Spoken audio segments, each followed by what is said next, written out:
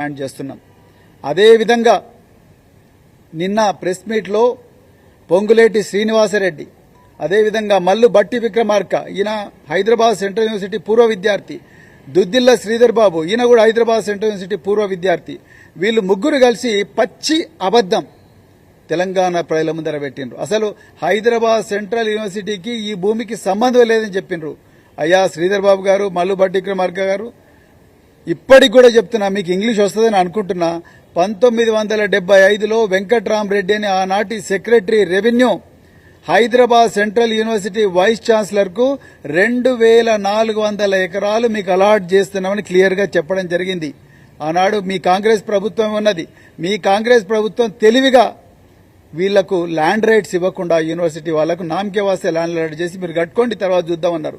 కానీ అప్పుడున్న university vice chancellor తెలివిగా యూనివర్సిటీ చుట్టూ కాంపౌండ్ వాళ్ళు కడితే ఆ కాంపౌండ్ వాళ్ళని కూలగొట్టి మీరు ఇలా మరి భూమిని ఆక్రమిస్తా ఉన్నారు. ఇది పూర్తిగా తప్పు, ఇది పూర్తిగా నేరం. తెలంగాణ ప్రజలను అప్పుడు హైదరాబాద్ అగ్రికల్చరల్ యూనివర్సిటీలో దాదాపుగా 100 నుంచి 200 ఎకరాల బయోడైవర్సిటీ పార్కు నాశనం చేసి ఆ రోజు హైకోర్టుకి ఇచ్చిండ్రు. ఏ బరిని అడిగి చేసిండ్రు మీరు ఇది? అదేవిధంగా దామగుండంలో ఫారెస్ట్ను తీసుకుపోయి నేవీ వాళ్ళకు అప్పగించిండ్రు. ఈ రోజు హైదరాబాద్ సెంట్రల్ యూనివర్సిటీ ఆ నెమళ్లు, ఆ వన్యప్రాణులు, జింకలు అవన్నీ హాహాకారాలు చేస్తుండగా విద్యార్థులందరూ ఆర్తనాదాలు చేసి మరి ప్రొటెస్ట్ చేస్తుండగా కూడా మీరు ఏమాత్రం పబ్లిక్ ఒపీనియన్ గౌరవించకుండా ఈరోజు బుల్డోజర్లు పెట్టి ఈ ఫారెస్ట్ ను మొత్తం కూడా నాశనం చేస్తున్నారు.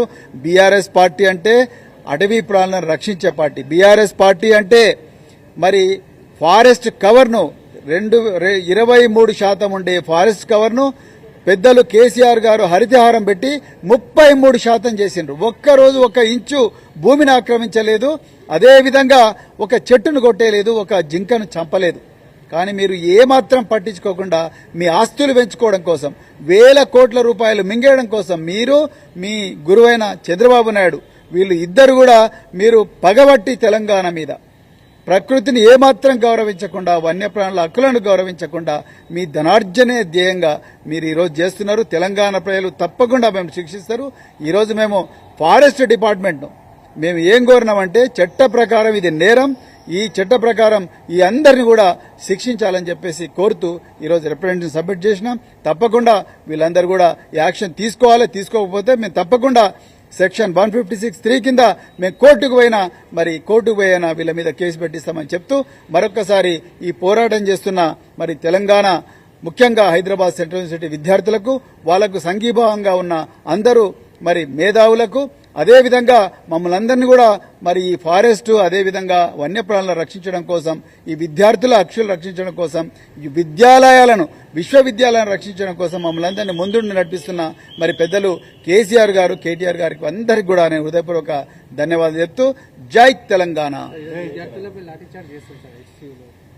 పూర్తిగా ఖండిస్తున్నామండి, పూర్తిగా ఖండిస్తున్నాం. పోలీసు వాళ్ళు యూనివర్సిటీలకు పోవడానికి వీలు లేదు.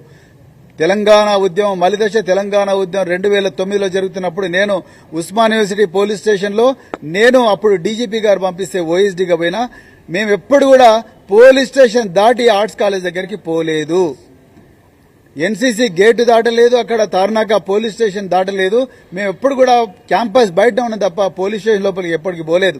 దాదాపు 2 సంవత్సరాల పాటు విద్యార్థులు పోలీసు బందోబస్తు లేకుండానే శాంతియుతంగా చేసిండ్రు.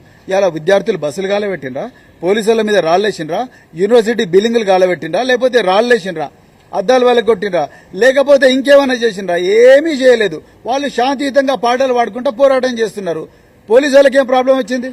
పోలీసు వాళ్ళు యూనివర్సిటీలకు పోకూడదు, సుప్రీంకోర్టు గైడ్ లైన్స్ ఉన్నాయి. వైస్ ఛాన్సలర్ పర్మిషన్ ఇస్తేనే పోవాలి. వాళ్ళు ఏం అన్యాయం చేసిండ్రని విద్యార్థులు అడిచర్ చేస్తున్నారు. పూర్తిగా మేము ఖండిస్తున్నాం. దీని మీద కూడా మేము కోర్టుకు పోతాం. Thank you very much. జై తెలంగాణ. జై తెలంగాణ.